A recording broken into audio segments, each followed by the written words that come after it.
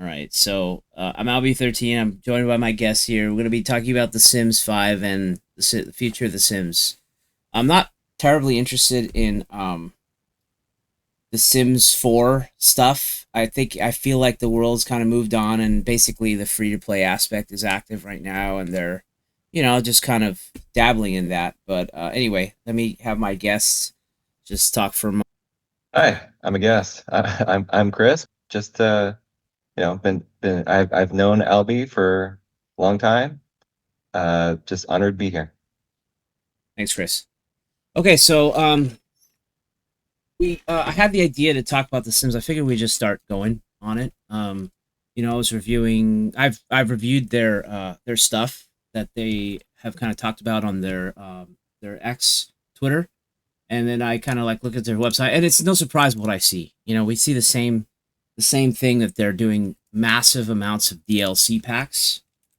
That's kind of their strategy, to continue to make money with The Sims 4, which, as an extended strategy, it's what's keeping them around as their Sims platform. But they haven't really done well with SimCity. That's out, and then what's the other Sims thing they have? Oh, that's a good question. I haven't kept track on all the Sims items that they produced.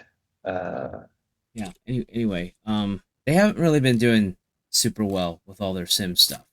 Sims Universe or whatever you want to call it. I think they did a mobile game and all this kind of baloney. But anyway, so we're here. Really, my interest is to talk about like The Sims as an experience and going toward like the future of The Sims. We're talking about the upcoming Sims 5, which we know is being worked on because of information that has been released, or I guess they call it leaking anyway when something's leaked, because even if the company does it on purpose, or they know about that some leaks are going to happen, this kind of thing. Um, so leading into the discussion, I guess we can just dive into the aspects of the game. Oh, but first I wanted to talk about the points of what they're doing right now. And so, you can react organically because we haven't really talked about this. But what they're doing is The Sims the movie, a full feature length film. okay. Thoughts? Um, what's the point of the Sims movie? I mean, Yeah. to me, it's all about interactivity, and you Right. lose that as a movie. And that, in general, I think that's why a lot of video game movies have suffered because it's no longer you that's in control of the players that are on the film. They might throw out some, I guess, Easter eggs and whatnot for people who've been tracking the games, or I would imagine that they might do that. But uh, in general, a lot of films based on video games have just simply not fared well in general, because you've got to attract the people who are not inherent fans of the game, and in doing so, you alienate the whole point of why it was popular as a game. So that's my initial thought. That's a great thought, and that's exactly what I wanted to hear, because I think the same way. On their blog, they said the Hollywood rumors are true.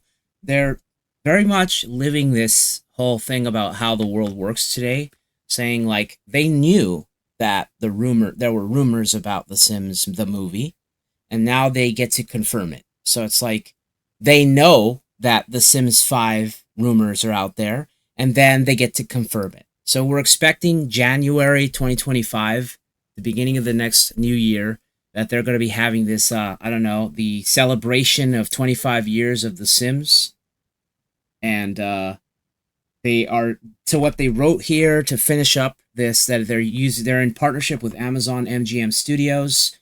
The Sims team is working on a film based on The Sims. Um, I may say this name wrong. Kate Herron will direct, as well as co-write with Bryony Redman. And so they have a production team working with the Sims team.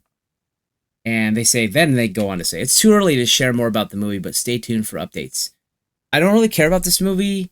It's about the interactivity. Um, nothing they're gonna put on there is gonna not make me relegate it to streaming straight to DVD shit. Yeah, Yeah, yeah. So thanks. Let's move on from that. absolutely. Yeah. So, but I mean, they seem to think, oh wow, we got another crown jewel here. So I'm like, just it's almost laughable. But what this indicates to me is they're wasting their time with that instead of developing The Sims 5. Any manpower that you can put into that should go to the marketing and development. Making The Sims 5 great, whatever. That's Well, why stop at a movie on The Sims when you can also make a movie on Sim City? I mean, right. who would not want to go see that? I mean, just city What building all day long. Nostradamus? Why are you predicting the next movie that they're going to be working on? Spoiler, yeah. So God, it's terrible. But so, they go on to say how great The Sims 4 did. Actually, they say this before. More than 1 billion hours of gameplay from the players for The Sims 4. And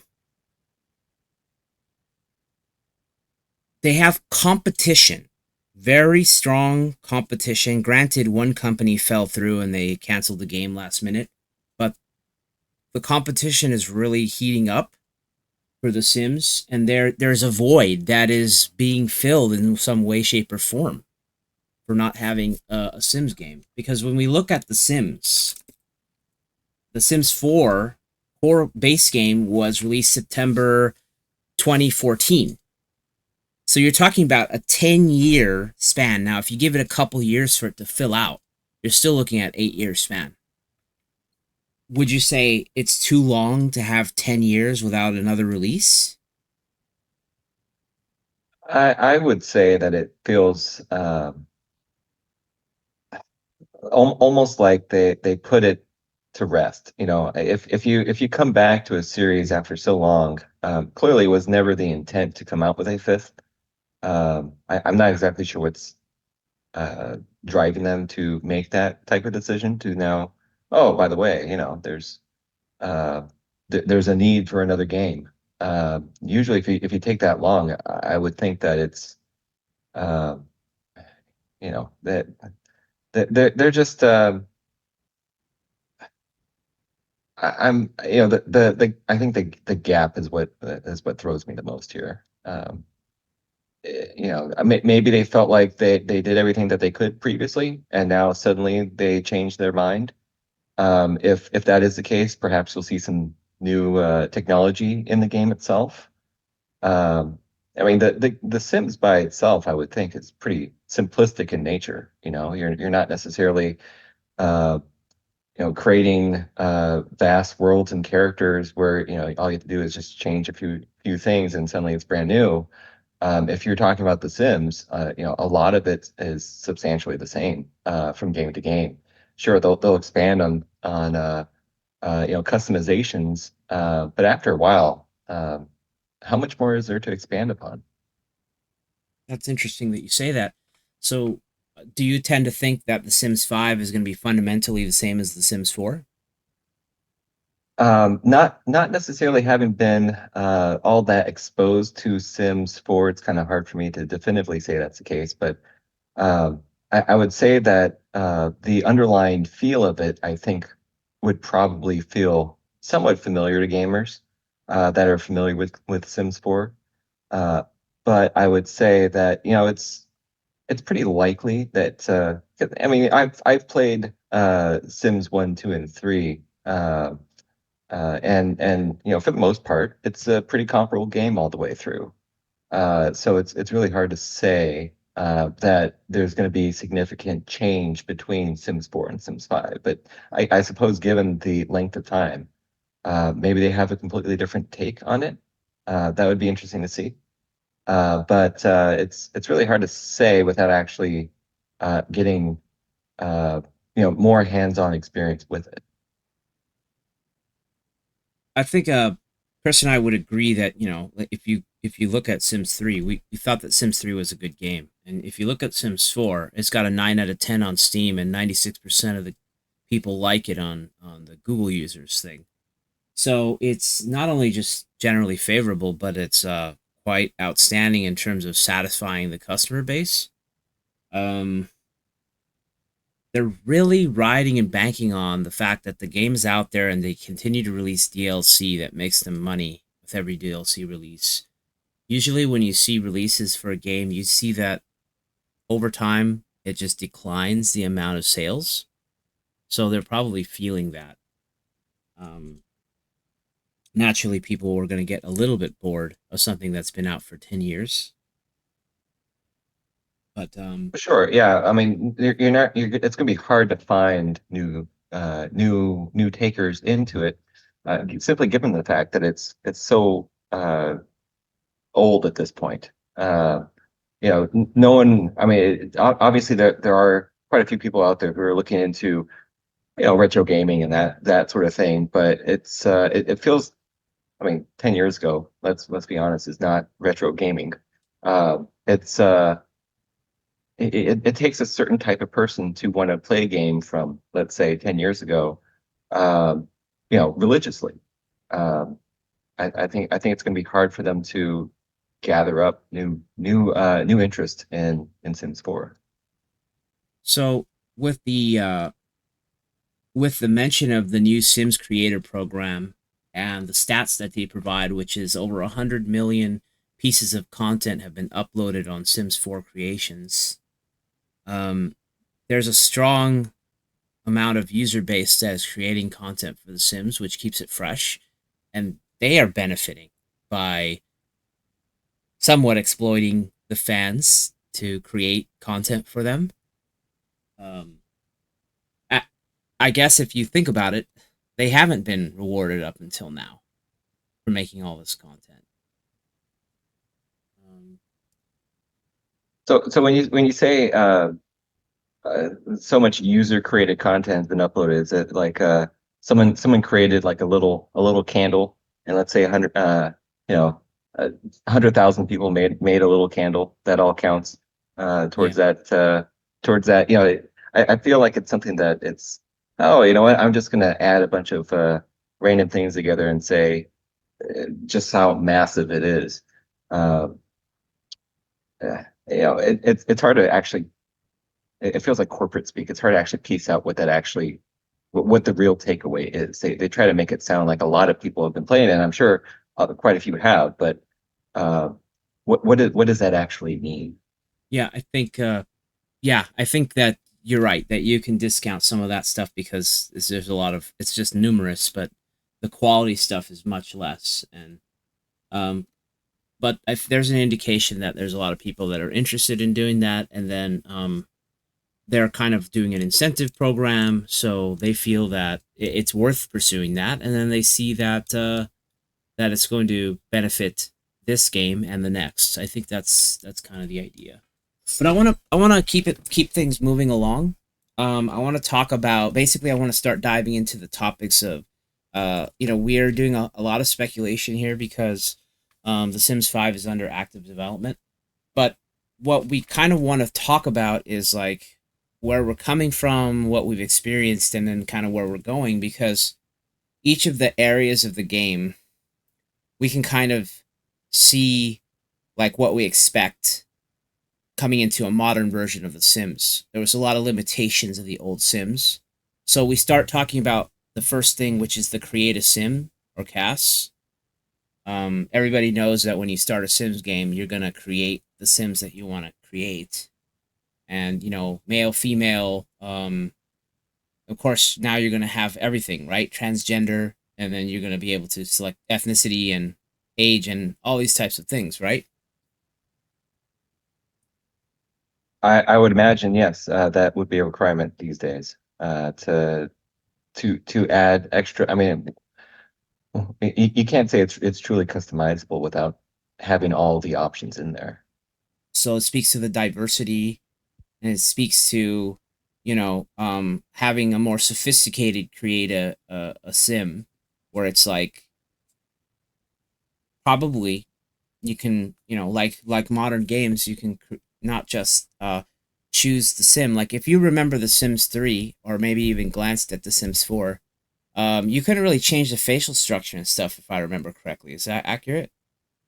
That's what I recalled. It was a bit more primitive. Primitive, good word. Yeah, So now we expect it like these MMOs and stuff where you can like, craft the look of the person and then change their features and stuff, and so you can make who you want, right?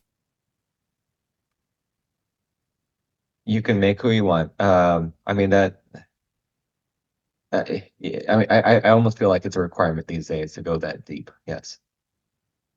I find it interesting that you can like kind of make who you want, but like you're not actually like living the life and getting to how you want to be. Like it doesn't seem like, you make a sim and then you make them eat a lot of hamburgers and then they become fat.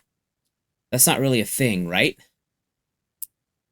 Um, well, I'm thinking of Grand Theft Auto, San Andreas, and that Right. certainly was the case there. That was you remember you could gain weight and then you can work out at the gym and you can gain muscle or something like that, right? Yeah. So these game mechanics, I mean, they're funny and then they were like kind of relevant. I mean, it almost was like tricking your brain into thinking, "Oh wow, this is so advanced." But so I guess the point about that though is that of course the game can technically have this stuff, but would you want to like the thing that is always kind of baffled me is like I'm not actually like enjoying a journey of making a sim like starting at some point. Obviously you start somewhere, and more interesting typically, at least in my general mind, is that you start with whatever, teens or late teens or early adulthood, or even like you're an adult but you're like in your 30s or something. You still got a lot of time to do whatever you want in your Sims life. That kind of makes sense, right? Yeah. Because you don't want to start old because then you can't do anything with career. You don't want to start like too young, then you need a caretaker and you can't make your own decisions and stuff. But of course there's going to be people that want to start young. There's going to be a lot of people who want to live their whole life, right? The Sims life, as early as they can take control of it all the Are, way, right? are you saying that there's not that many people out there who want to start The Sims as a character who is terminally bedridden and forced to Oh my, get a sponge bath from a nurse every day? is that in The Sims 5? Is this happening? Well, if it is, I would certainly buy the game. You're a little bit off the beaten path. Okay. Yeah. That's a thing. That happens. That's stuff. Okay. So like that's the kind of thing that I would be expecting in terms of the quality of the game. I want them to wow me with the experiences that I didn't think that they would, the heights that they would achieve. Um, but it's not really about any one thing, but it is about did I go with that experience? Was I somehow like, yeah, that was a good experience. Saying it to myself mostly, you know. Um, Yeah, I mean, you'll want to create something that is, obviously you can build off of, start to live your life through your sim, whether or not it's a realistic life. Maybe you want a second chance at something. And that's always been the appeal for me within The Sims is just okay. Well, let me start with creating something that's very very familiar to me, as a starting point, and where I was at that point in life, and then seeing how things would ultimately evolve. that's a good point. That's a really good thought. So we know that they're gonna have, but that becomes a little bit of a question mark for me. That are they gonna kind of force you to have certain points that you start from that you can't, like there's stuff that you can't build into the sim. Like it seems like there's always this kind of story mode or normal mode where you can't really do everything and anything, but then they have like an unlimited mode.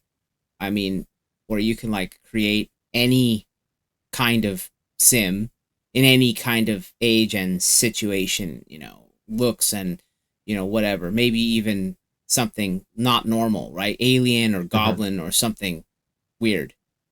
Um, of course, they save it for, you know, DLC or subscriptions or whatever. Maybe. Who knows? But um, I want to move into the building and designing aspect, if that's all right with you, Chris. Oh, go right for it. So we talk about, you think about The Sims and you think about, okay, well, there's going to be a significant portion where you're probably building your house. And I see two avenues, which I would think that you'd be able to buy houses out of a catalog, or of course buy houses like you're a shop the market and you can actually move into a house. And there's something obvious that we haven't touched on, which is the multiplayer aspect, or possibly a world that goes on when you're not on it, right? Because of the multiplayer aspect, stuff Mhm. happens while you're not there. Um, Persistent world, right? Right. So To me, and sorry to interject, go but ahead, go ahead. I mean, you're talking about multiplayer. The thing that I kind of like, and this might not necessarily be truly on the topic of build and design, but the thought of jumping into someone else's reality. Let's say that you just want to start out, and let's say that you're going to start out as a baby. Let's say that there's a couple that already has been playing online. They end up having a baby, and that actually is another person that is now jumping into the game, uh, into their game. So then they start off as a child, as an infant, and then will work their way up through this arrangement of however this family is set up, and then at that point you're able to go through school, get a job, and start your own family within this neighborhood that already existed before you just showed up. Obviously, that takes a lot of effort, to be able to play the game and start off. Everyone starts off in that scenario from an infant, but maybe there's like a game mode where this is possible. You could have different types of multiplayer engagement. That would then perhaps add some extra variety to this whole thing. And I don't know if that has been given any thought, but to me that would actually be very appealing. Yes. Yes. I think that I think that if you almost kind of force people into playing a new game mode, which as terrible as that sounds, but there's games like Fortnite where it's like, well, this is the mode that you can play right now, and you can pick this, that, or this, but you got to pick something here to play. So I mean, that seems to work because you can never really make everyone happy, and sometimes you can't really get somebody to try something unless you're willing to kind of like do it in it for a limited time basis or something like this, or I don't know. I feel Well, like yeah, there's yeah. I mean, there is, there's always going to be, you're never going to be able to appeal to every single person. Obviously, there's going to be a lot of appeal for everyone who's already purchased the game, but there's quite a few people out there who would, this is not their cup of tea, so to speak.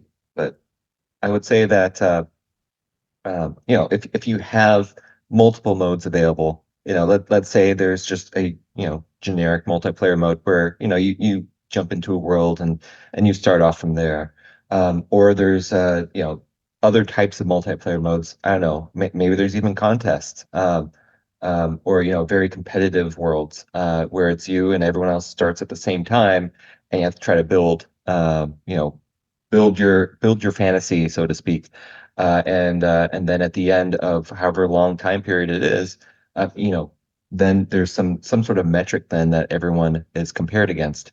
Yeah, I think if they were to expand upon the idea of multiplayer into different types of cooperative, competitive, what have you, that would end up appealing to a lot more people. You could ultimately just, the player would then gravitate towards whatever interests them the most.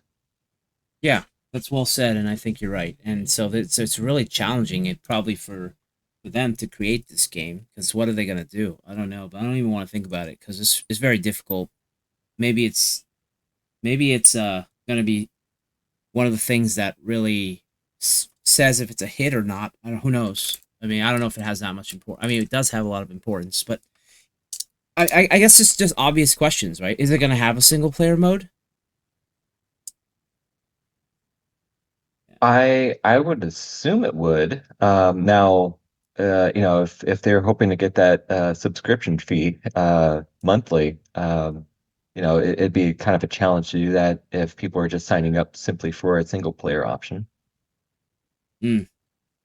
Yeah. I mean, we're gonna get into the whole subscription thing. I mean, we already talked about the DLC thing, which you're right to ask about that, and this is a lot to talk about there. But for the purpose of what we're on right now, we want to kind of come back a little bit toward the building a house and or whatever it may be, because and we were gonna get to that too. When you're at your job, maybe you build your desk area or something, right? Yeah. So As I have done at my work, yes, I've see, started out from nothing and had to put in my pictures and whatnot. see, Yes. that's what I'm talking about. So I meant to get to the career stuff after, but this stuff is kind of coming in at the right time. But basically, there's it's really easy to talk about the build mode because they're gonna do better than they did before. Better tools to build, um, better architecture options, better interior design, features and tools, all these kinds of things. Um, I imagine they're gonna want to appeal to it being either a easy, the easy way to build stuff, quick and easy, or somebody who wants really finely detailed. Somebody who wants to just get things right, change the texture on the pillows or something like this. If they want to get that fine, sure. I mean, it just says that a modern game should have enough to keep people satisfied in some ways about that. But I want to lead into that career path aspiration thing because we're getting there. Um, and then I kind of brought up to you right in our previous conversation.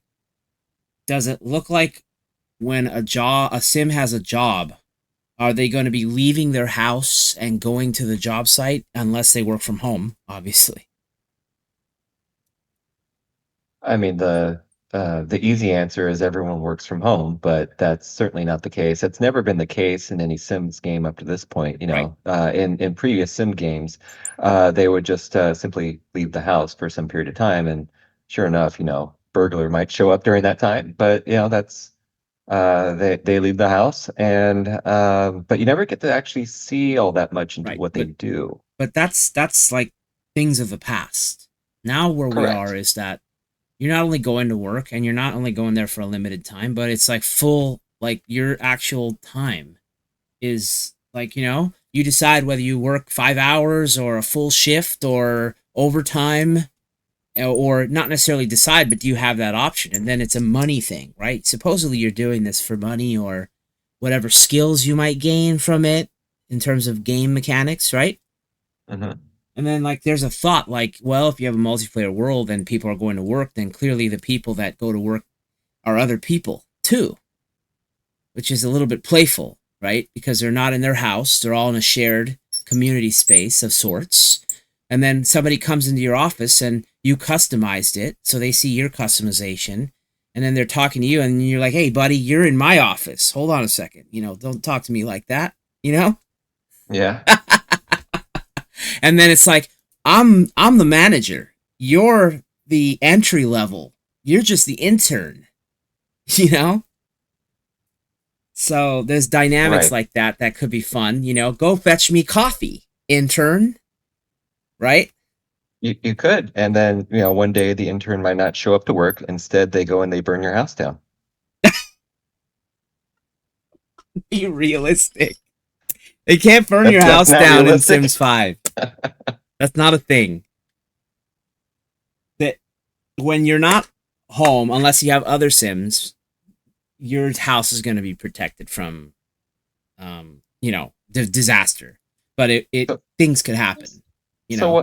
what could you realistically do then? You want to go and leave a special present outside their house? Does that count?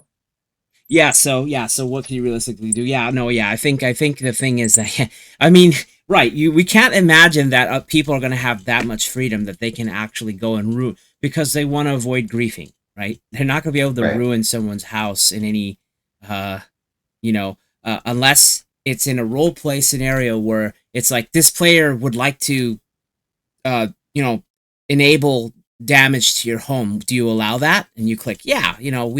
We'll do that for each other's houses. So I can go to his house when he's not home and break some stuff. You know, oh, I just pulled a practical prank joke on you, man. Don't worry about it. You steal something from their house and bring it over to yours. Right. I would imagine that these interplays and dynamics can happen, but they have to be allowed. You have to be on approved list. Only my friends can rob my house. You know, only my Which actually, friends. is not necessarily, incorrect. Your friends would know kind of where you hide your stuff. Right.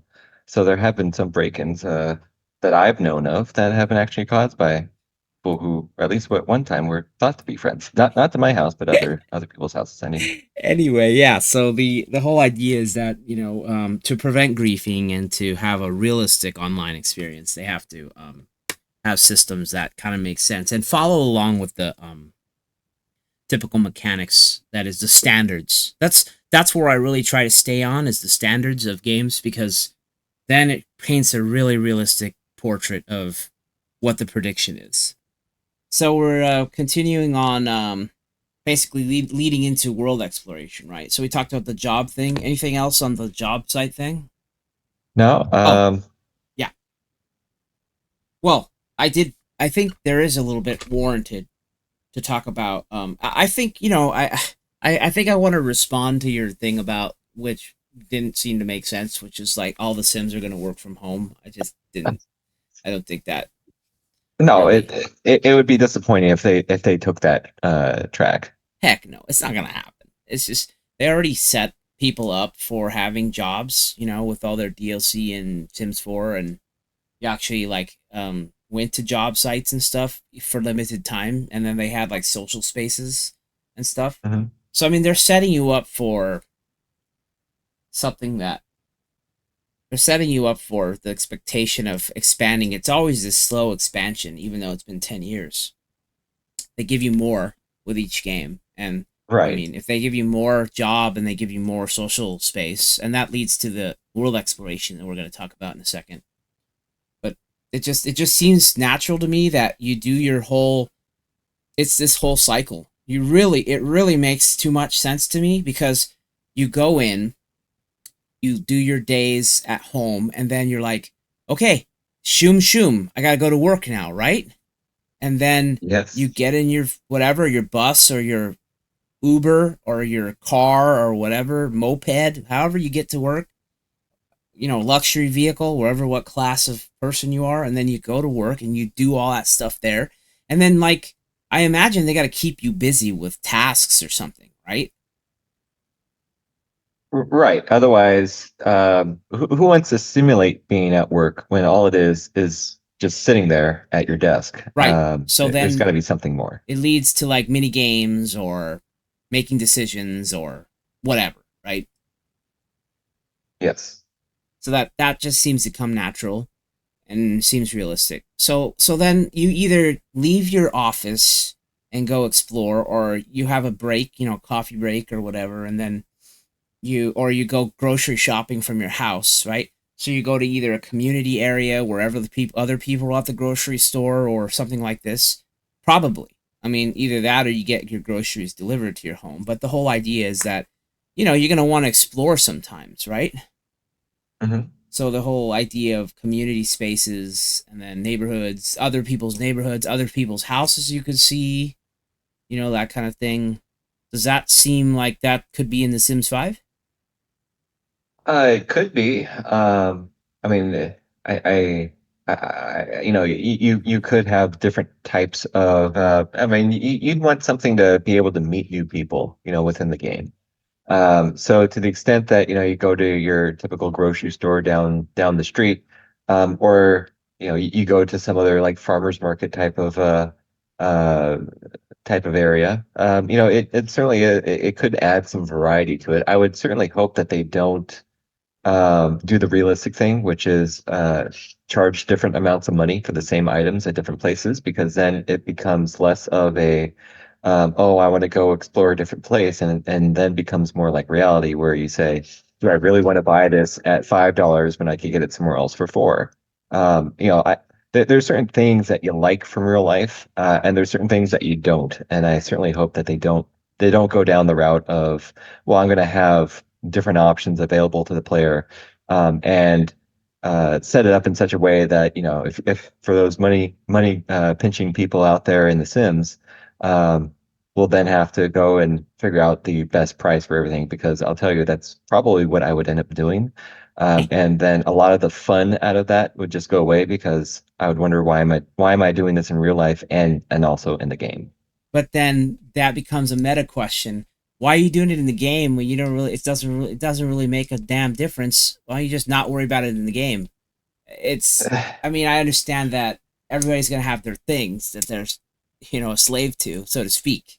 Right, But right. anyway, that ain't gonna happen. So you don't have anything to worry about. You're not gonna be cutting coupons out in The Sims 5. Okay. There's So not an extreme couponing DLC pack that's no, going to be but heading our way. even though there isn't, no, yeah, there could be that. I'm saying that if people found that fun and they can market and sell it, then they might put that aspect in the game as a thing to do. Like it could be your job. Your job at one time was extreme couponing. But that's like a very specific thing, and it sounds funny, right? Like as a job, like you were a blog writer or something, right? You mowed lawns or just stupid stuff, right? You scraped gum off the floor or something stupid, right? So there's all kinds of That's entry. I mean, the jokes are right. They're kind of like jokes, right? I mean, they kind of already set that up in the past of The Sims as well. But anyway, mhm. that leads to meeting people, which means meaningful interactions with other players as The Sims, right? Yes. Any idea how that might look? Uh, that is a good question. So, like, I you would can think about imagine it. that you've got I mean, if I'm thinking about, what would I want to do in real life? You can go to the park, work out at a gym. Um, you could go to a library, let's say. I mean, there's a lot of avenues for you. Go to amusement park. Go to a theater, a concert. I mean, there's a lot of things that you could do in real life. I would hope that they would uh, make those options available in So, in a virtual world. what about like, okay, your sim goes to a bar and maybe you're looking to meet somebody. So it goes into romance and relationships and socializing, right? So like, is it just the same tired old, oh, we talk about something and then like if we talk about the same thing, then we have a positive interaction, I mean, can it really be that simple? It doesn't really seem to make sense. Well, is the person you're interacting with a real person or a bot? Well, we expect that if they have enough people, they're all going to be real. Which is what you would hope, but there certainly could be real people intermixed with, say, AI, in some ways, to Right. then you have no idea whether or not the other person at the other end is Right. real or not. Okay, that becomes there's like a core question there, and you can just you can go any direction here. Is there's it's ob Do you think they're gonna mix in real people with computer controlled NPCs in the multiplayer environment? Are they gonna be marked as such? I would certainly hope that they are marked. I would imagine that you'd have to, if you're trying to build a robust environment. I mean, again, it really depends on what this multiplayer actually looks like. Are you going to create a neighborhood? But let's say that, you know what, there's normally a lot of people online, or that have moved into houses in your neighborhood, but you're just playing at a time when perhaps not that many people are out there. The world will feel quite empty at that time. You would expect at that point then to have some NPCs in there, to create this feeling of environment and the world itself. In doing so, I would hope that they would have. it clearly labeled as to who is human and who is not. So then, you actually feel like, hey, I get to know someone a bit better through the game, and it would be a shame to find out that that person was not real this whole time. Yeah, you wouldn't want to have those kinds of letdowns. But Yeah. leading into what would cooperative maybe be like if, let's say you grabbed a friend, you have the Sims and I have the Sims 5, and then we want to play together, we want to do some kind of cooperative mode. What do you think that might look like? I mean, it's an obvious thing to me is that, what two people could manage one household. And that means that you could either have two Sims or one Sim, but two people. Somebody's building the house while the other person's telling the Sim to cook lasagna, right?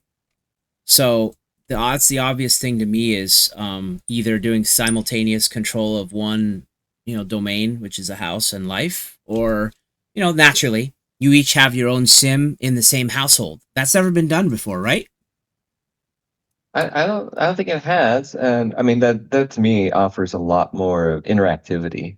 It's an And certainly it seems more appealing to me as a player to have more interaction with people, even it's in a virtual world. but it's a novelty that two Sims could be controlled by people in the same house, and then like you guys are probably working together to the same goal because you want to make the house nicer, you want to have more stuff to up to do to like when you buy stuff, then you can unlock skills and improve your or make your Sim you know more entertained or right or whatever you know I don't know what else can you do. I mean, I can't wait for us to play, and then I accidentally leave the lasagna in the oven too Right, long, and it right. burns the house down. And Right. then Well, let's see that's what the happens to thing our actual is, friendship. the fire alarm, there's a there's people that work as the fire department, okay? Some your sim neighbor who's actually a person sees smoke coming out of your window and calls 911, Mhm. Like this is the Sims 5, baby, we're there, The paper Yeah. boy, is who's an actual Sim is actually sees something wrong, and so I have a feeling that there's that kind of layering and realism, and then like the disaster there that it's of course we don't have a way to put the fire out. I mean that's always been a trope in The Sims, right? Yeah. But like you know, I think that they want to be able to create the disaster scenarios. Like those can play out, but like there's also going to be delightful surprises that happen that can kind of like intervene in situations so that's not all hope is lost, not make it Right. such a you know uh I that's what it seems like to me. um I mean, just coming to mind right now, we're talking about multiplayer, we're talking about destruction within the house. One of the things that I have always enjoyed in my own Sims games was, the moment when the Grim Reaper decides to make an appearance within your house and then take away one of your people. To me, what would be very interesting as well is to actually have a human player control the Grim Reaper. Let's say that you go into the world to someone who's experiencing a near-death experience at that moment. You can go there and decide to, grab that person and take them with you. yeah And then once you've done that, you get to move on to the next person. Because I'm sure, in the vast world of this multiplayer universe where they're thinking of potentially getting, I would imagine it would be very, very vast. And perhaps there would be an opportunity then to have someone dying quite often in the vastness of this cyberspace. And so the person then controlling the Grim Reaper would be able to then jump between different realms or whatever it may be to welcome victims to their new domain. I really think that this is a fantasy you're buying into on this, but I think I could see how it could be a job, but I think that um it's so otherworldly that it doesn't seem to fit But in even but the as Sim, I would counter that and say The Sims has always been a little bit quirky sure. with things, That's why I said it could be and a job. so I It certainly could be a job, and I would very much welcome it if it were a job because it's really is something that is it makes The Sims unique, and certainly I don't have any insider information that would then indicate where they're headed. Uh, but I like the idea of them continuing the lighthearted quirkiness of everything. They've had death on there for quite a long time, and I've always loved trying to like trap him in places as well.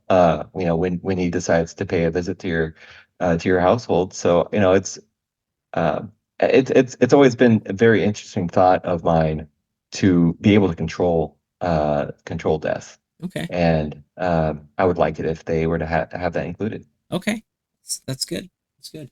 Um, so we want to just kind of try to finish up on the relationship thing about meeting Sims, and then like possibility of entering that multiplayer aspect. Like, you meet somebody at the bar that you like, and then you indicate romantic interest, and then it's possible that there's a marriage, and then they go to live into one house. And this is the kind of dynamic that can play out, right? So, um, it seems to me that is the kind of relationship thing that we might see, especially indicated by the competition. How there's I don't know, or how can I put this a different way? The type of things that we see in real life, we're likely to see in this multiplayer environment. Yes, I would think that it should be at least a starting point. Um, I'm sure there's something to be said about community stuff, but I can't really think too much to talk on that. Um, we're kind of getting into some concepts that are like, we can just kind of like talk about. Like, for example, The Sims 5 will look better than The Sims 4. That's something that we can probably think is going to be the case. Since The Sims 4 was 10 years old, Sims 5 graphically is likely to be better looking, right? It better be. It better be. So, I mean, there's just something to be said about that. The graphics are not finalized, and they indicate that they definitely know that what they're doing, which is they're trying it out. They're looking how it looks. They're playing it a while and saying, does it feel right? Then they do the typical things like play testing. Um, they do the focus groups, and they obviously have, they want to settle on a graphical direction. But since I think, okay, so there comes a point where once they announce and show you screenshots, they really are not going to change the graphics at that point. Once they, show us what Sims 5 is going to look like. Yeah, you can safely bank on that mostly looking the same. Obviously, there could be some tweaks here and there. Uh, Most games have not changed significantly from any sort of sneak peek once they were created, unless there was a significant fan backlash. Right, yeah. You're thinking of like Sonic movie, perhaps. But they have to kind of be like they got to set like a pretty good bar and be a little bit unique. They don't want to come off as generic. So there seems to be some reasoning for a little bit of stylized to it. Yeah, yeah. There should be some unique aspects to it. Yes. So let's just talk about the elephant in the room, which is the subscriptions, DLC, and microtransactions. What do you got for me? Um, I don't like it. First and foremost, I don't like it either. I don't think anyone really enjoys it all that much. I do miss the world of you coming out with a game and that's the final product, not necessarily rushing it out before all the features perhaps are in place, Right, and then having people then buy up to get the full experience.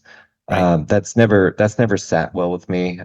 Maybe it's just because I've come from the era from before DLC existed. I'm not sure if that's it, but to me, obviously, it just feels like a cash grab. Now, I will, take the other approach as well. I guess if I'm playing devil's advocate, it offers the ability to then layer on additional features that perhaps were not originally created when the game was in development itself, and then later came back and say, hey, you know what? There is something more that we could do here. I'm not necessarily opposed to that.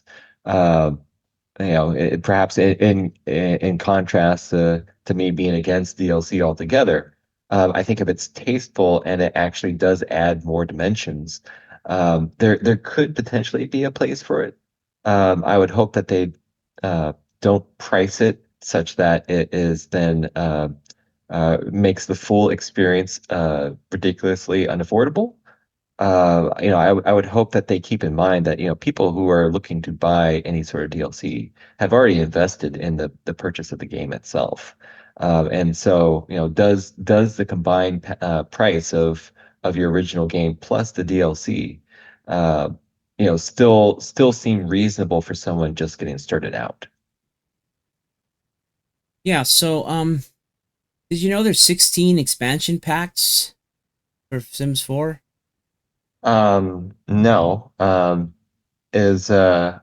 do they all have a purpose that is distinct from each other?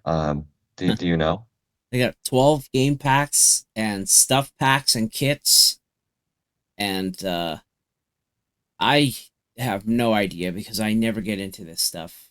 Um, they just have so much stuff, and I'll be damned if I'm going to buy a furniture set for my house and pay real money for that. Um, No, I'd rather buy real furniture for my real house. you said it. You said it. There comes a time when The Sims becomes real life because I'd rather spend the money on real things. But I get that people have interest and it's going to appeal to some people. But anyway, I want to move on from that dreaded topic, and I want to talk about artificial intelligence and the role in The Sims 5. We're quickly progressing to a world where ChatGPT is becoming a household name, even though the adoption of AI is somewhere plus or minus 30% in terms of awareness and general public. So, but if you look at the competition in Zoe, they have, I believe they've marketed the fact that their game has AI that will, for example, you can do generative things where you describe an area of the world and the AI builds it for you. So the fact that you can kind of say we're early on in development enough that they could really go any direction and can and will go any direction. I think that it's too big to ignore. The technology is there. They're a huge company with all the money, and they're going to be bringing in. I'm sure they do the typical where they what is it? They do their projections about how much their money they think they're going to make and things like this. This is normal business. So artificial intelligence is they got to have it because it's a buzzword and it's got to factor in.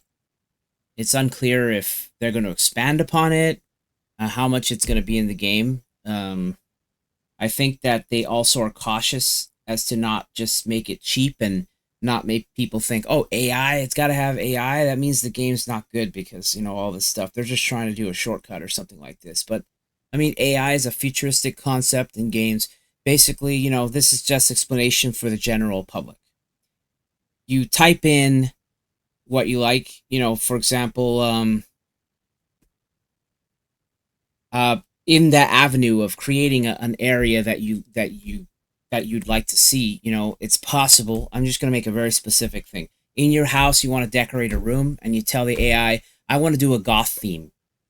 And then it creates dark gray uh, curtains, and there's little skeletons on the bed sheets, and a black carpet and stuff like this. So it just does this theming thing based on stuff that's in the market or what you can use in the game or whatever. So that's kind of one of the things of how AI could be used. And I'm going to talk about the other what way that AI can be used, and then I'm going to let you talk, Chris. Okay. Sure.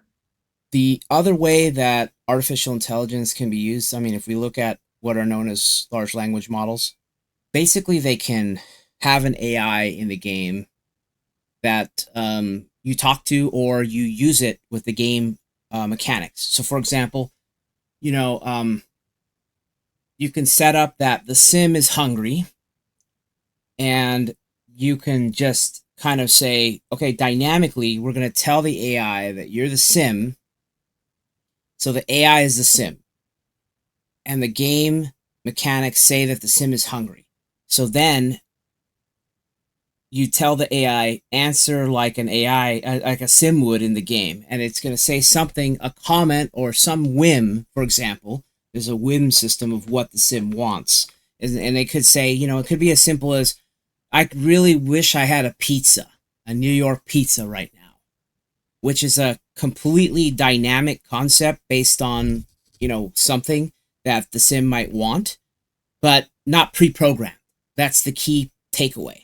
You could play this scenario 1,000 times, and that sim could say, I want a burger, I want a hot dog. Every time you do it, it could be completely different. And they don't have to pre-program this.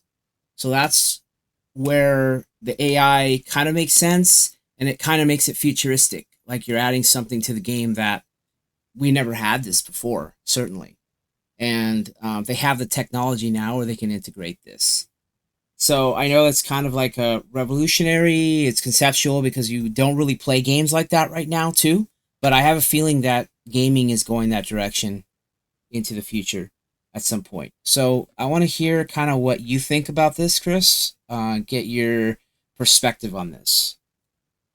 Well, I know that you've been a lot more in tune with AI than I have been in recent years. But uh, I guess out of curiosity, do you know if other games have really dabbled all that much into AI yet, or is this still emerging within the gaming industry? Yeah.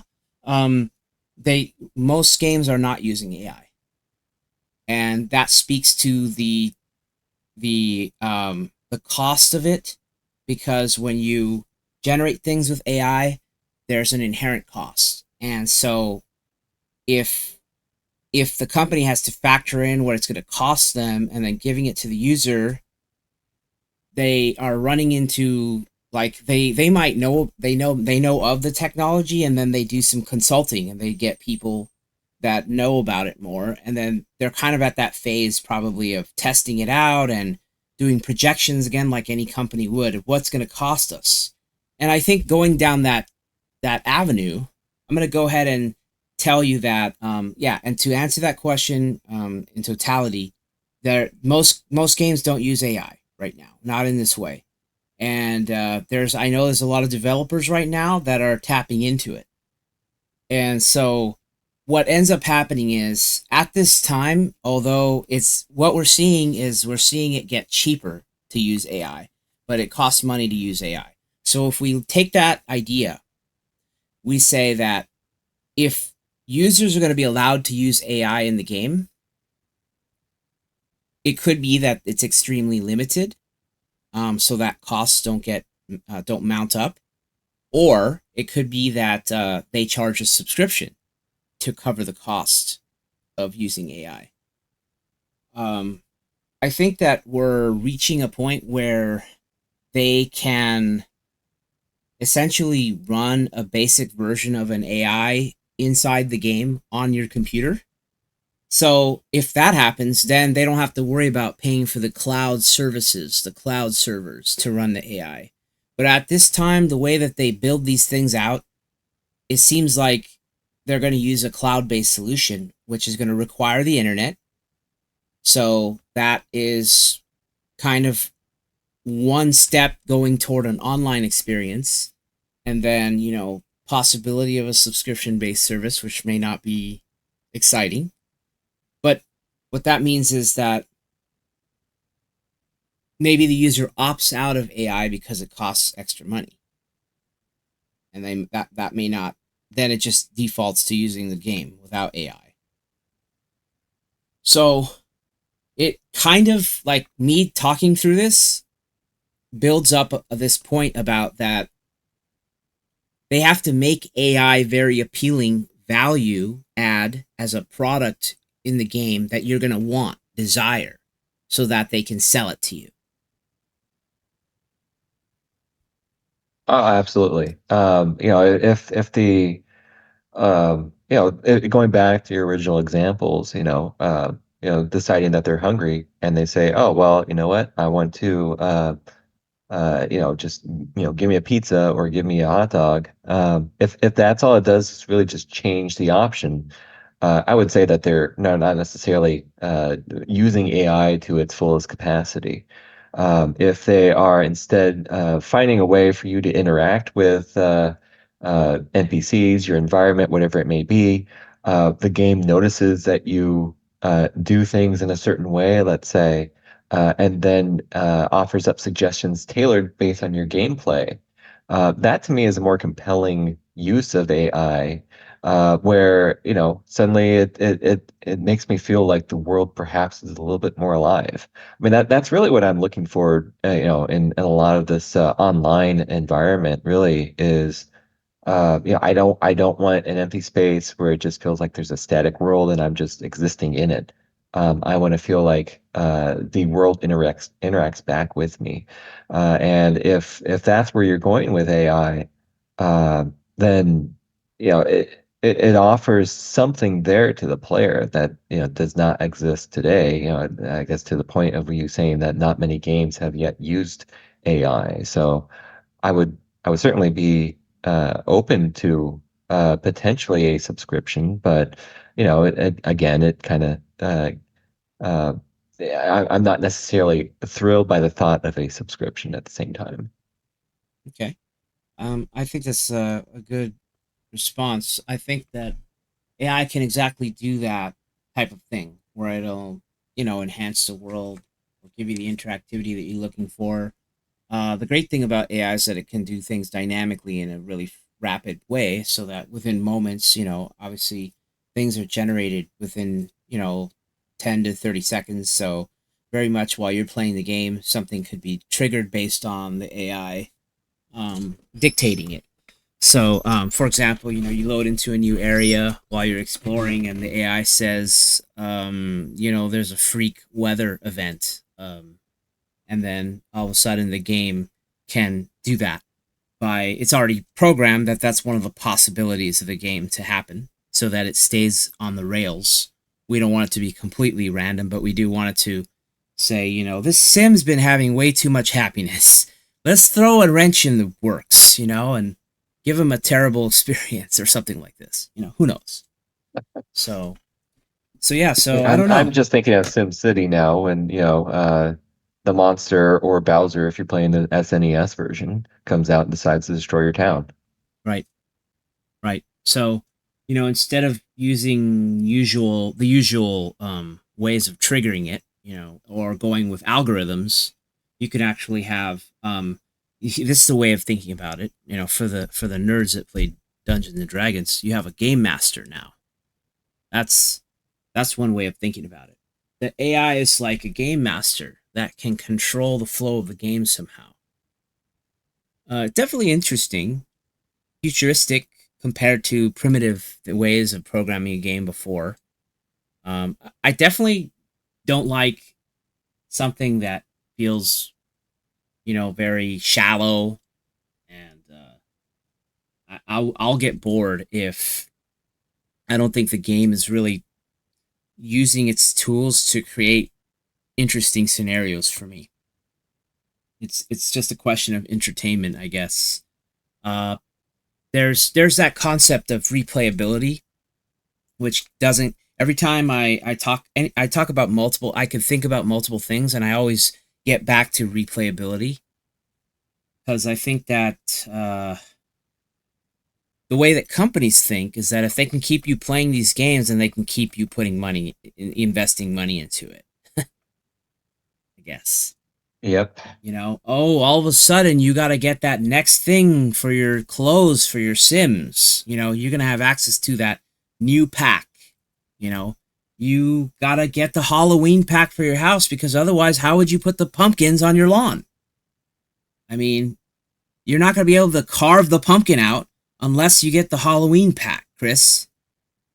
Do you want Oh, your that sim to carve pumpkins out? I do, but not at, $20 or whatever they potentially might charge.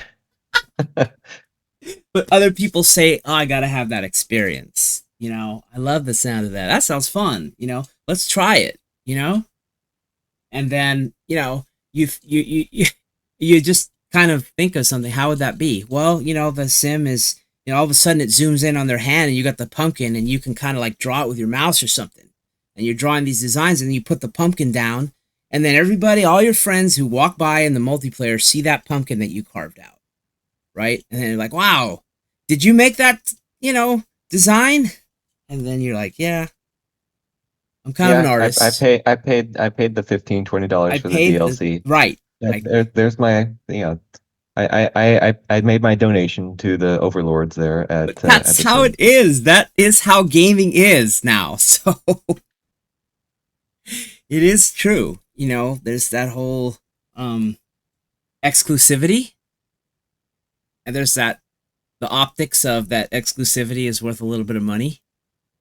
So granted, that's only part of your $15-20. You're also gonna get, the wisdom the yeah, the warlock or the sorceress outfit and whatever. You have some kind of magic power now for Halloween, that other people don't have. Who knows, right? And that speaks to the quirkiness. I do get the quirkiness factor that you mentioned a long time ago. But I want to finish the discussion. We got a few minutes just on wish lists. What would you like to see in The Sims 5? Take it away. I mean, I think I've covered it at points throughout, but I'm not going to necessarily remember everything that I said. But ultimately, I am looking for some sort of interactivity, in the environment that's being created. If it's not interactive, then what's really the point of playing a game where, you're just recreating your life? I mean, there has to be more to it than that. There has to be um, something there to make the experience fun. Going into a career, playing mini games there within the career, it's certainly much more enjoyable than going into a career where you then just sit at a desk and potentially, do your work and you sit there for 8 hours, whatever it is, but in game time, and then you get to go home. That's not exactly something I'm looking forward to do. So interactivity, creating the world uh, fun, a fun world is absolutely, perhaps the number one thing that I'm looking for. If they go with the multiplayer avenue, I still like the idea of having different types of multiplayer available depending on the user and on the player experience. Being able to come up with something perhaps that's more competitive, something that's more cooperative in nature. Um, I mentioned it before. The idea of starting out as a child of someone else. I think that dabbles into the idea that you have multiple people existing within the same household. To me, that is, I think we both have, thoughts on that as being something that'd be very awesome to have.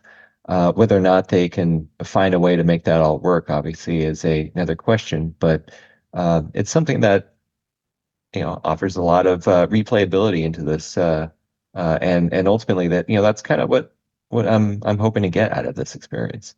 The replayability, the feeling that you've actually accomplished something within your lifetime, and then by the end of it, be visited by death, who is controlled by another player. So if The Sims 5 has some of this stuff, then it's a sale for you. You'd be interested in buying it. I would, yes. Okay. Yeah, I think that says it all. And interactivity and all that good stuff. I mean, you're right on the money with that. There's no need to restate what you already said. We're looking for a fun experience at the end of the day. It's going to be the challenge for them to make the multiplayer, and that's the thing. I think that the multiplayer thing, it's a chance for them to actually make a multiplayer that's compelling because before We really have just ideas and startings, but nothing really there. So they have to prove that the online is real because before it wasn't. It didn't work out before. So, all right. Well, thank you. I appreciate. I like your contributions. It's great discussion. No, thank you for having me here. It was awesome.